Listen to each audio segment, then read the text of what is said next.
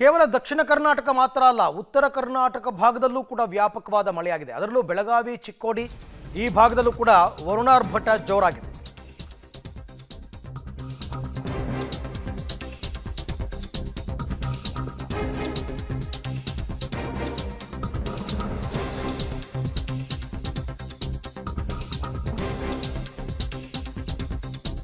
ನಿಪ್ಪಾಣಿ ತಾಲೂಕಿನ ವಿವಿಧೆಡೆ ಕೂಡ ಮಳೆಯ ಅವಾಂತರ ಜೋರಾಗಿದೆ.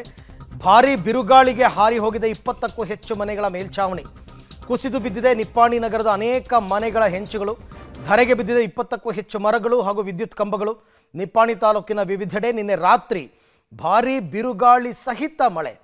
ಕೇವಲ ಬರೀ ಮಳೆಯಾದರೆ ಇಷ್ಟೊಂದು ಅನಾಹುತಗಳಾಗಲ್ಲ, ಬಿರುಗಾಳಿ ಸಹಿತ ಮಳೆಯಾದಾಗಲೇ ಈ ಥರ ದುರಂತಗಳು ಸಂಭವಿಸ್ತಕ್ಕಂಥದ್ದು.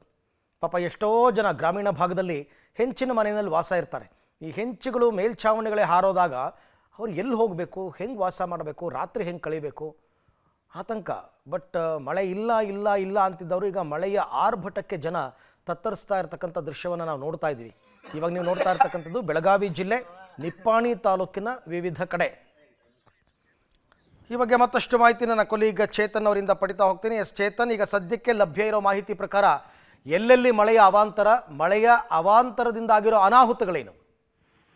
ಅರವಿಂದ್, ಖಂಡಿತವಾಗಿ ಕೂಡ ಬೆಳಗಾವಿ ಜಿಲ್ಲೆ ನಿಪ್ಪಾಣಿ ತಾಲೂಕಿನಲ್ಲಿ ನಿನ್ನೆ ರಾತ್ರಿ ಬಿರುಗಾಳಿ ಸಹಿತ ಮಳೆ ಸಾಕಷ್ಟು ಅವಾಂತರಗಳನ್ನ ಸೃಷ್ಟಿ ಮಾಡಿರುವಂತದ್ದು.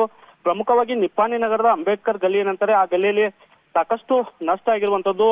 ಅದ್ರ ಜೊತೆಗೆ ನಿಪ್ಪಾಣಿ ನಗರದಲ್ಲಿ ಪ್ರಮುಖವಾಗಿ ಹೆಚ್ಚು ವಿದ್ಯುತ್ ಕಂಬಗಳು, 10ಕ್ಕೂ ಹೆಚ್ಚು ಮನೆ ಮೇಲ್ಛಾವಣಿಗಳು ಹಾರಿ ಹೋಗಿರುವಂತದ್ದು. ಪ್ರಮುಖವಾಗಿ ನಿಪ್ಪಾಣಿ ತಾಲೂಕಾ ಆಸ್ಪತ್ರೆ ಇದೆ, ಆಸ್ಪತ್ರೆಯ ಆವರಣದ ವಿದ್ಯುತ್ ಕಂಬಗಳು ಧರೆಗುಳಿರುವಂತದ್ದು. ಅದ್ರ ಜೊತೆಗೆ ಮರಗಳು ಬಿದ್ದ ಪರಿಣಾಮ ಸಾಕಷ್ಟು 10ಕ್ಕೂ ಹೆಚ್ಚು ವಾಹನಗಳು ಜಖಂ ಆಗಿರುವಂತದ್ದು. ಹೀಗಾಗಿ ಈಗಾಗಲೇ ಪುರಸಭೆ ಅಧಿಕಾರಿಗಳು ಬೆಳಗಿನಿಂದಲೇ ತೆರವು ಕಾರ್ಯಾಚರಣೆ ಮಾಡ್ತಾ ಇದ್ದಾರೆ. ಕಳೆದ 3 ದಿನಗಳಿಂದ ಮಳೆರಾಯ ಸಾಯಂಕಾಲ ಬೆಳಗಾವಿ ಜಿಲ್ಲೆಯ ವಿವಿಧೆಡೆ ಅಬ್ಬರಿಸುತ್ತಿರುವಂತದ್ದು.